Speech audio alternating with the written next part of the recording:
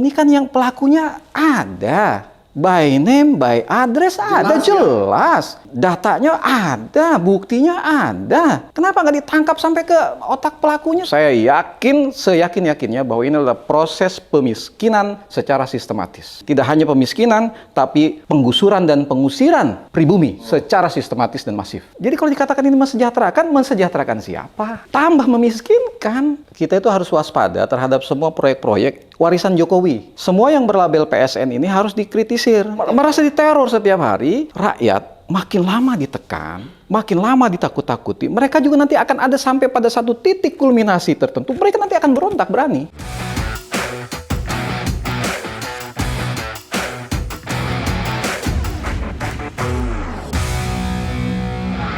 Selamat datang di channel Abraham Samad Speak Up. Seperti biasanya, netizen, hari ini saya menghadirkan narasumber yang luar biasa nih. Ini sahabat kita semua, Bung Iwan Darmawan. Assalamualaikum. Waalaikumsalam warahmatullahi wabarakatuh. Sehat Bung Iwan? Alhamdulillah, sehat. Netizen, Bung Iwan Darmawan ini tokoh pemuda ya di Banten. Beliau sangat dikenal di sana, memberi inspirasi kaum anak muda yang ada di tanah Banten. Bung Iwan nih, kita mau cerita nih. Ini kan persoalan Banten ini lagi sorotan ya, utamanya kalau kita bicara dalam konteks PIK Pantai Indah Kapuk. Iya. Dan yang lebih seru lagi, sekarang sudah mulai dilakukan pembongkaran nih. Pembongkaran pagar laut ya. Pagar laut yang ada di Banten. Dan alhamdulillah sudah mulai berlangsung ya. Betul. Dan saya dapat kabarkan Bung Iwan ini apa nih? Mengkonsolidasikan rakyat Banten, pemuda ormas-ormas untuk membuka dapur umum ya, kira-kira gitu. Siap. Untuk memberi makan kepada nelayan-nelayan yang dan ikut serta. TNI, betul. TNI juga ya, TNI juga, yang ikut serta membongkar ya. Membongkar, betul. Ini luar biasa nih apa yang Bung Iwan lakukan bersama teman-teman di Banten. Tapi sebelum kita bicara lebih jauh Bung Iwan, saya ingin flashback sedikit ke belakang. Apakah kondisi sekarang ini di Banten, rakyatnya itu masih mencekam seperti kemarin? Penuh ketakutan, kan kemarin-kemarin itu kalau kita ke Banten itu susah tuh kalau kita ketemu orang Banten yang mau bicara terus terang masalah PIK. Betul. Kayak mukanya kayak takut gitu ya. Betul. Kayak ada yang teror, ada yang ancam. Betul. Itu beberapa bulan yang lalu saya masih menghadapi situasi. Apakah sekarang nih, Bung Iwan? Bung Iwan ini kan di lapangan, asli sana. Itu masih terjadi atau sudah mulai ada perubahan sedikit? Ya.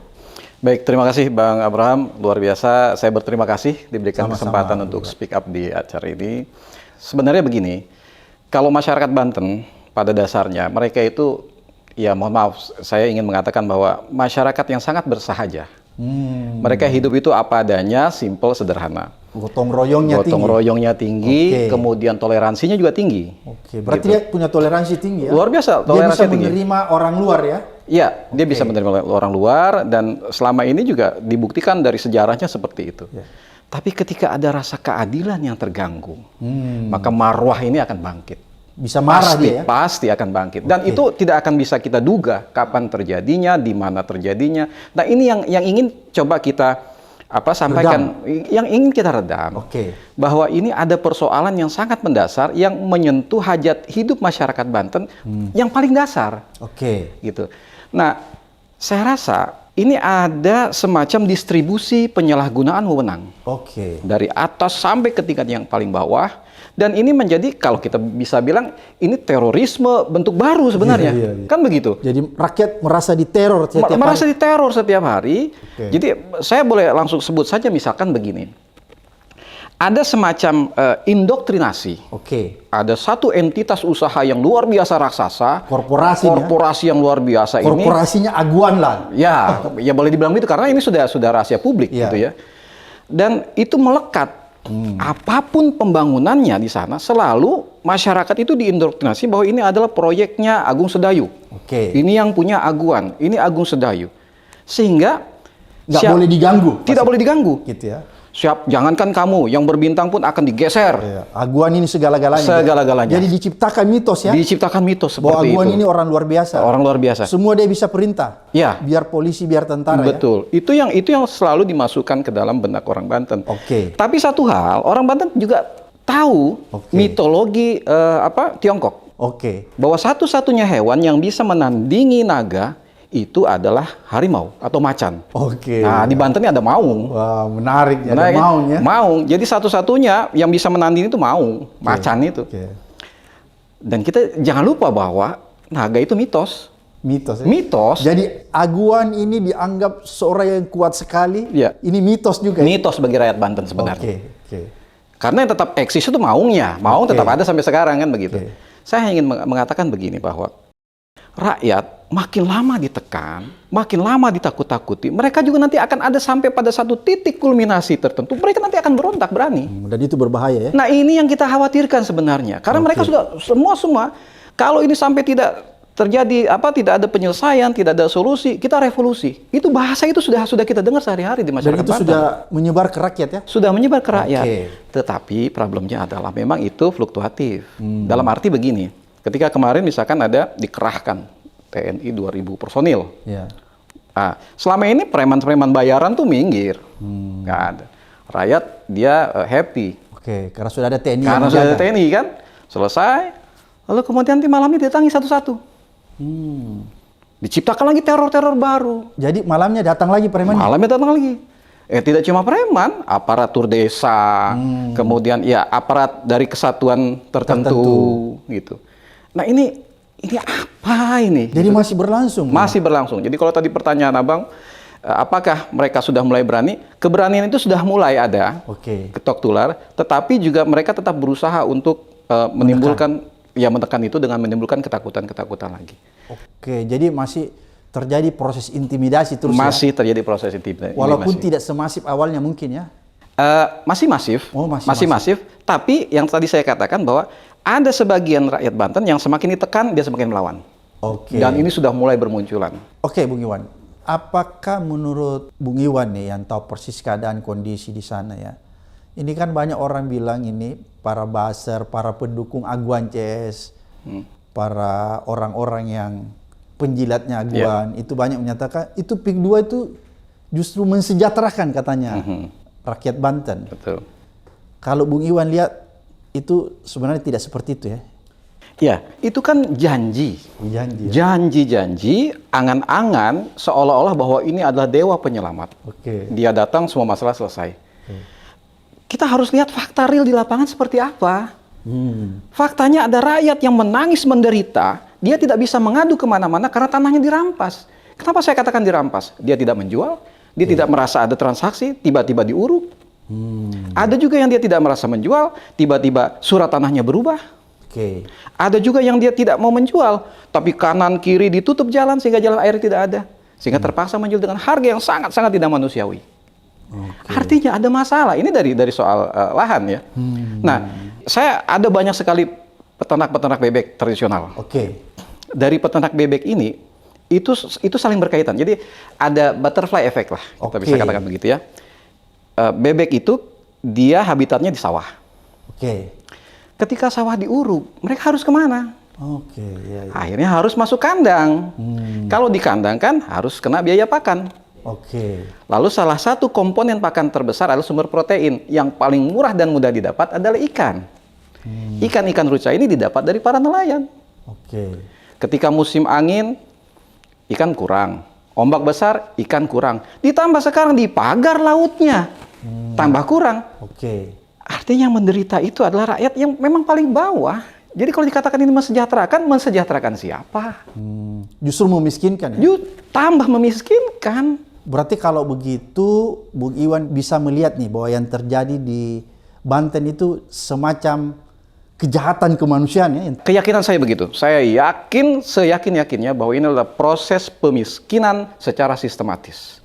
Tidak hanya pemiskinan, tapi penggusuran dan pengusiran pribumi secara sistematis dan masif. Jadi ini kejahatan kemanusiaan Kurang lebih. etnis tertentu tergusur dari lokasinya ya? Ya, pribumi seakan-akan semakin marginalkan, dipinggirkan, hanya karena dalih ini proyek yang memberikan kesejahteraan.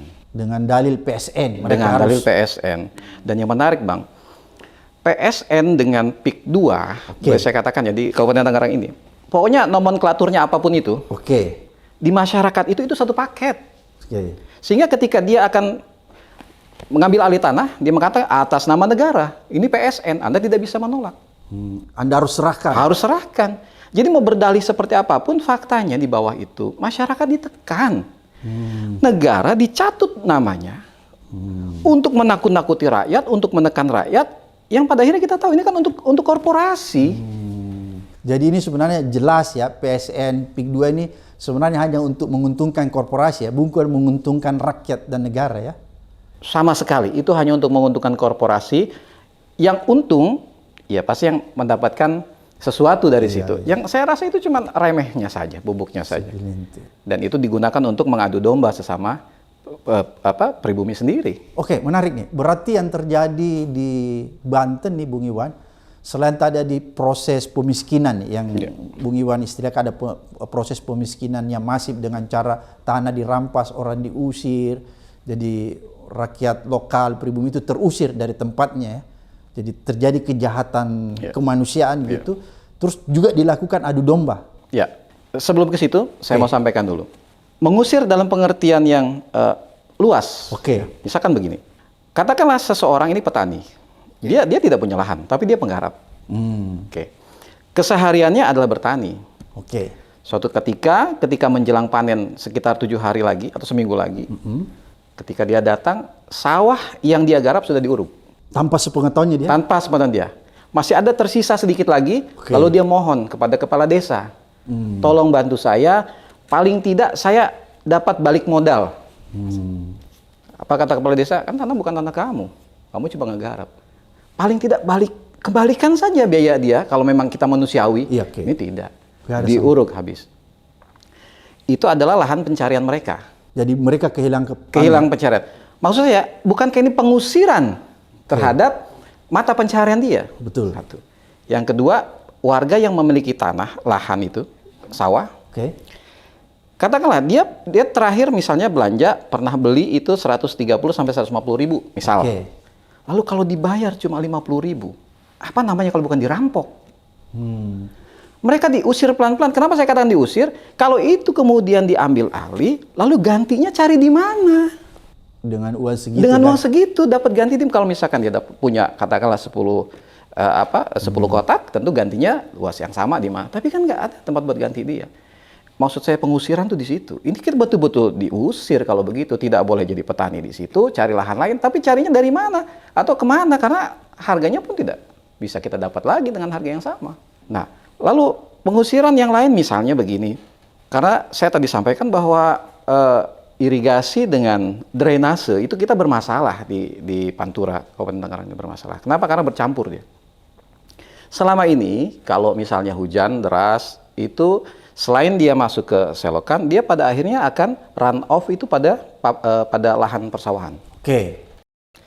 Ketika lahan persawahan ini diuruk, air tidak keluar, ini banjir. Rumah saya berminggu-minggu masih kebanjiran. Jadi rumah Bung Iwan juga berdampak. Berdampak. Ini ada ya butterfly effect tadi itu. Ada sawah yang diuruk, yang punya itik petelur tidak bisa menggembala seperti semula. Balik ke kandang, di kandang harus kasih makan ternyata sumber ikannya berkurang. Nah, jadi ya ini, jadi secara sistematis ini kita dimiskinkan ini. Betul kejahatan. Nah, itu real. Oke, Bung Iwan. Apakah menurut Bung Iwan nih sebagai tokoh pemuda yang ada di Tanah Banten, apakah sebelum adanya PIK 2, ini kan ada PIK 1 dulu tuh, yang dikelola ya, walaupun mungkin PIK 1 itu bukan PSN ya, nggak seperti PIK. Apakah semenjak adanya proyek PIK 1 itu, di situ sudah mulai terlihat tuh, bahwa warga lokal Banten itu sudah mulai terusik dengan adanya proyek itu. Paling tidak misalnya akses dia ya, kalau dia nelayan, akses dia melaut itu sudah mulai agak terganggu. Misalnya mulai ada tanah-tanah yang dibeli secara tidak manusiawi dan lain sebagainya. Apakah itu sudah mulai terjadi pada saat PIK 1? Sudah ada gejala-gejala itu? Awalnya memang normal. Relatif harga beli normal, ya kan? Tapi kemudian di ujungnya terjadi seperti itu. Ada banyak tanah yang nama pemiliknya tiba-tiba ganti. Nah, jadi mereka polanya adalah administrasinya dulu dikerjakan. Lalu nanti fisiknya yang di. Berarti ada permainan orang dalam nih. Ada permainan. BPN ya. Oh jelas. Jelas ada permainan ini. Nah, Kemudian ke PIK 2, tambah lagi. Kalau dulu memang masih isunya isu lokal. Oke. Tambah ke PIK 2, mulai terasa. Ini ada yang aneh nih. Ada masalah ini. Oke. Lalu kemudian PSN. Nah, ini yang lebih parah. Harga yang tadinya di atas 130, tiba-tiba berubah.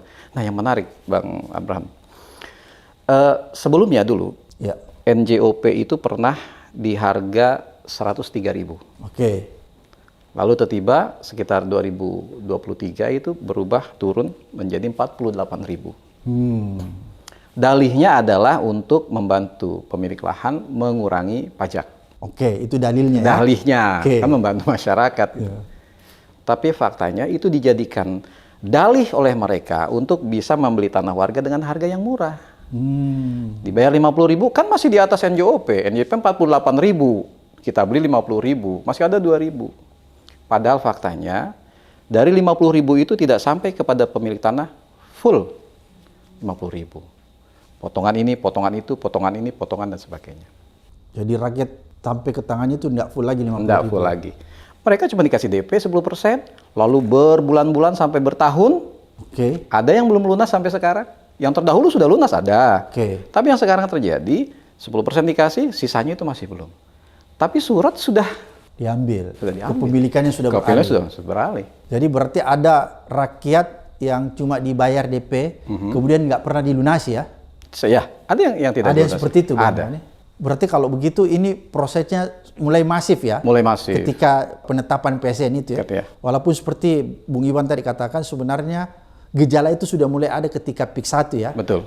Akses, katakanlah kalau kita bicara akses nelayan ke laut itu sudah mulai agak tidak leluasa sebelumnya ya? Ya, ya, Kan karena waktu ada proyek PIK 1 nih, Ya. pasti akses nelayan untuk mencari ikan itu menjadi tidak seperti biasanya karena Betul. ada proyek kan gitu Betul. ya.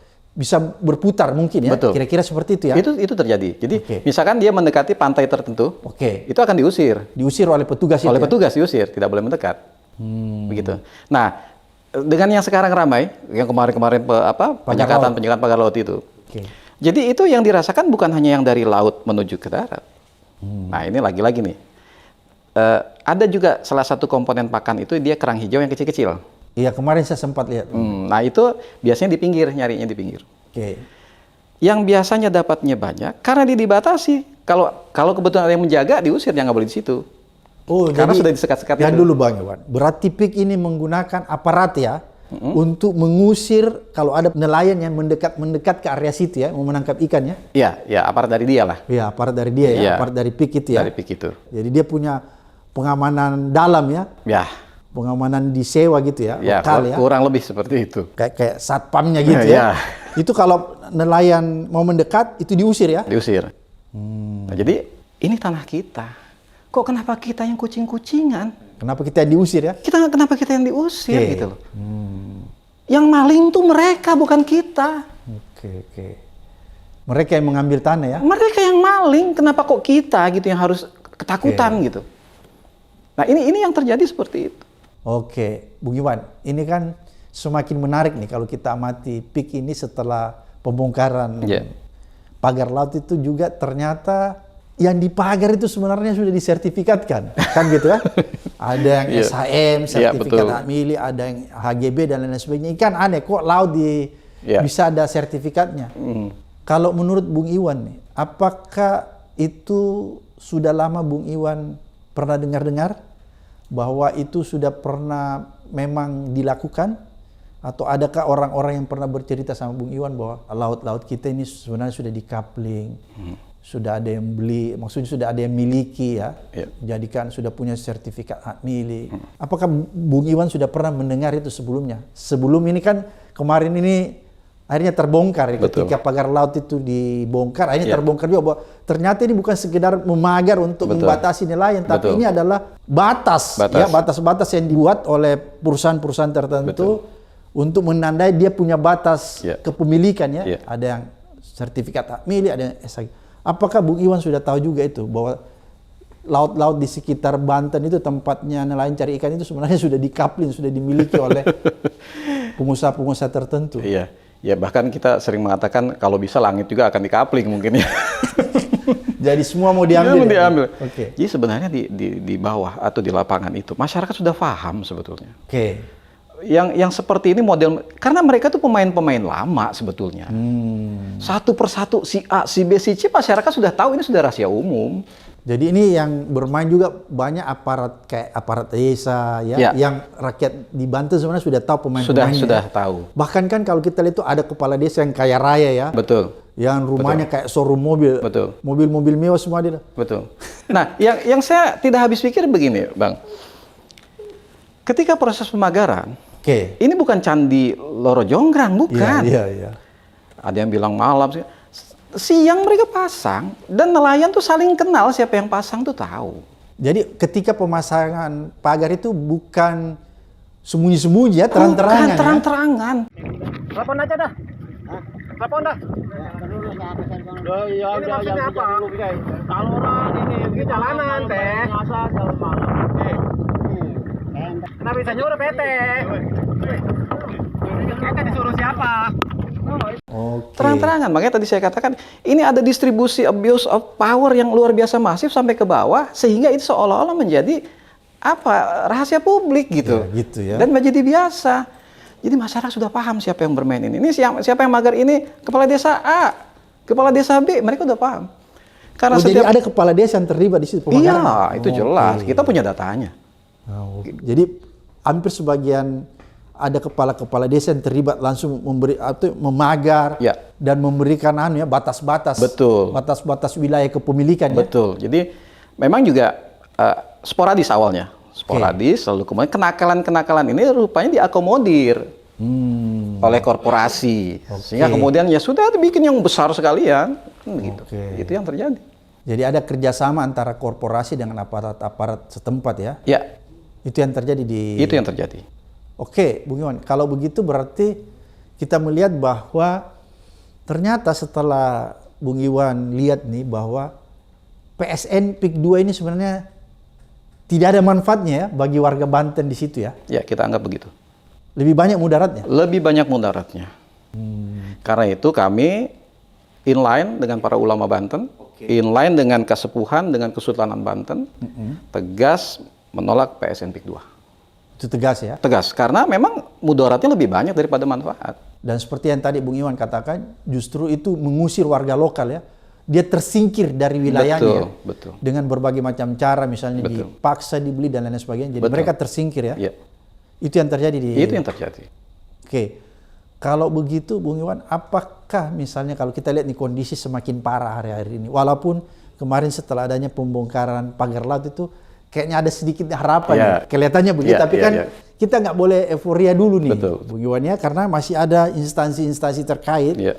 itu yang punya pandangan berbeda, Ya. kan, terhadap keberadaan pagar laut itu, sehingga Ya. kita melihat, wah ini masih ada permainan nih, Ya. makanya nggak boleh dulu euforia, kita harus terus mewaspadai nih, mensikapi, karena jangan sampai misalnya pembongkaran pagar laut ini dilakukan ya sekedar seremoni aja. Ya. Habis itu sebenarnya hilang substansinya ya. Ya. Keberadaan SHM, kemudian keberadaan HGB-nya tetap melekat pada perusahaan-perusahaan itu. Betul. Padahal kan seharusnya yang kita ingin itu kan dicabut semua kan, karena Ya. laut kan nggak bisa dijadikan sertifikat, nggak boleh ada kepemilikan di Betul. atasnya. Betul. Apakah menurut Bung Iwan dengan adanya pembongkaran pagar laut ini akan bisa membuka tabir dan sekaligus menghentikan ya upaya-upaya korporasi tertentu untuk memiliki laut di tanah Banten?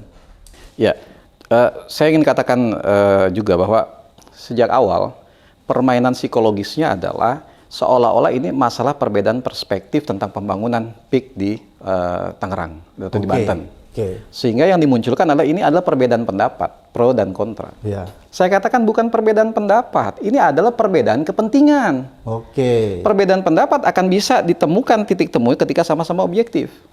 Apa objeknya di situ? Jelas. Di situ ada upaya untuk menguasai perairan, dijadikan hak milik dan seterusnya untuk kepentingan mereka. Nah, ya tentu saja fakta-fakta ini harusnya yang dikedepankan. Oke. bahwa masyarakat yang dirugikan itu adalah fakta realita. Nggak bisa dipungkiri. Nggak tuh bisa ya? dipungkiri, Oke. nggak bisa dikatakan dengan nanti akan begini. Itu kan nanti. Oke. Realitanya ada masyarakat yang dirugikan.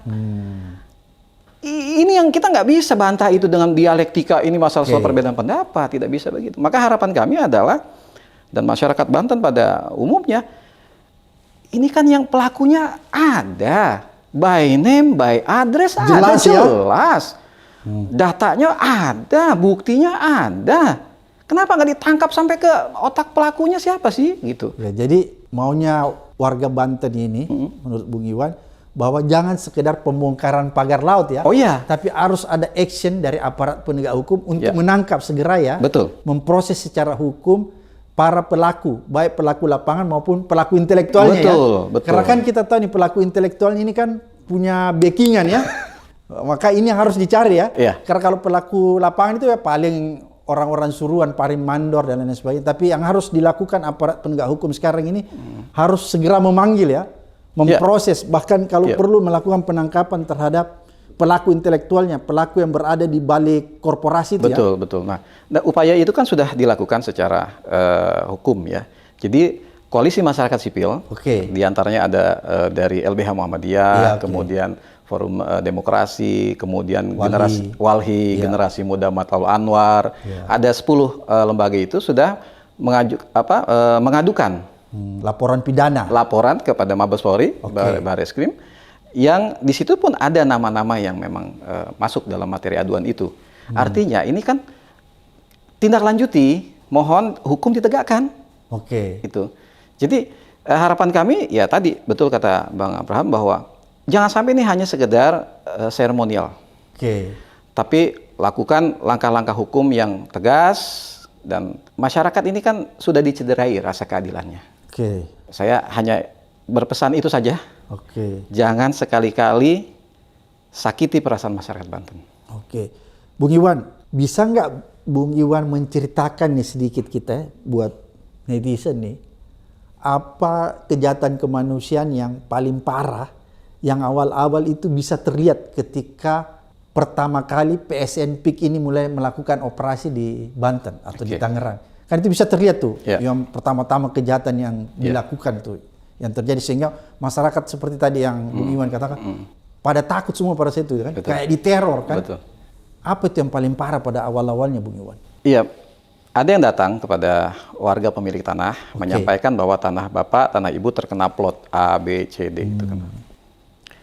Masyarakat lalu kemudian sampaikan bahwa ini adalah proyek strategis nasional. Atas nama negara ini nanti akan diambil Oke. dengan pembayaran sekian. Oke. Harga ini kan jelas harga yang tidak manusiawi. Itu saja sudah melanggar. Lalu kemudian ketika dia tidak mau, Oke. tekan, didatangi preman, didatangi oknum aparat desa. Kalau tidak mau dilepas, nanti lama-lama duit nggak dapat, tanah hilang. Ada nggak juga yang pernah dikriminalisasi? Misalnya dilaporkan di polisi macam-macam sampai di penjara, Pak. Ada yang mengalami itu? Itu ada, itu ada. Sampai diteror begitu Iya, ya? jadi dicari kesalahannya, ini kesalahannya apa, ditakut-takuti itu. Sehingga akhirnya dia dengan terpaksa melepas kepemilikannya. Oh, jadi sampai ada yang mengalami proses kriminalisasi, Ya. Bung ya? Diperiksa apa di polisi, ada yang begitu Iya, ya? ada. Ada nggak yang di penjara gara-gara peristiwa? Ada. Banyak ya? Ya, Lumayan. lumayan. Karena bahasanya jelas. Kurungin. Masih hidup lu. Itu bahasa-bahasa yang mereka sampaikan. Dan Bahasanya siapa itu Bung Iwan? Bahasanya Bahasa- korporasi? saya sebut nama. Orang-orang korporasi ya? Bahasanya siapa? Bahasanya Ali Hanafi. Ya Ali Hanafi begitu. Lu masih hidup lu. Itu dia meneror rakyat begitu ya? Ya, jadi ketika tidak bisa diselesaikan oleh aparat di bawah, Ya, nggak bisa damai. nggak bisa damai nih, Oke. bawa ke kantor, di kantor ditekan. Dan dia langsung melakukan Dia itu. langsung, ini punya saya, ini punya saya, ini punya saya. Ini kena plot. Ali Hanafi ini orangnya aguan ya? Oh iya, dia orang kepercayaan Aguan. Orang kepercayaan aguan. Orang Ya? kepercayaan Aguan. Bagian dari korporasi dia. Bagian dari korporasi, jadi operator ini beliau. Ya, bisa dibilang kalau masyarakat bilang the godfather-nya ini. Dan orang takut banget ini sama Ali Hanafi Takut di banget. sana ya? Iya. Karena kalau misalnya dilawan dia bisa melakukan sesuatu ya? Iya, Itu yang terjadi awal-awalnya Bung Iwan ya? iya. Dan apakah setelah adanya pembongkaran nih, ini mulai terbongkar nih kan? betul. Kelakuan mereka semua. apakah sudah mulai mengurangi tindakan-tindakan brutalnya atau tetap saja seperti tadi Bung Iwan katakan, misalnya kalau malam masih ada juga upaya-upaya itu dilakukan lagi walaupun tidak masif seperti dulu? Ya agak berkurang. Agak berkurang sedikit ya. Tapi masih ada ya? Iya, tapi masih ada. Berarti ini yang harus sebenarnya disikapi oleh aparat penegak hukum ya? Ya. Bahwa orang ini nggak bisa dibiarkan begitu saja karena dia masih melakukan upaya-upaya semacam teror ya? Betul. Oke, jadi menurut Bung Iwan nih sebagai tokoh masyarakat Banten, bahwa kita jangan hanya terfokus di pembongkaran pagar laut ini, tapi harus segera menangkap ya, meminta pertanggungjawaban bagi korporasi yang terlibat di dalam pemagaran laut ini dan orang-orangnya harus segera diperiksa ya. Sepakat. Jadi tidak hanya korporasi, tapi seluruh kacung-kacungnya, termasuk para oknum kepala desa, aparat desa itu harus tegakkan hukum, tangkap mereka, adili. Banyak juga kepala desa yang terlibat. Banyak, Bung Iwan. banyak. Lumayan ya. Lumayan. Dan mereka lainnya menikmati kekayaan ya. Ya, mereka menikmati kekayaan di atas penderitaan warganya sendiri.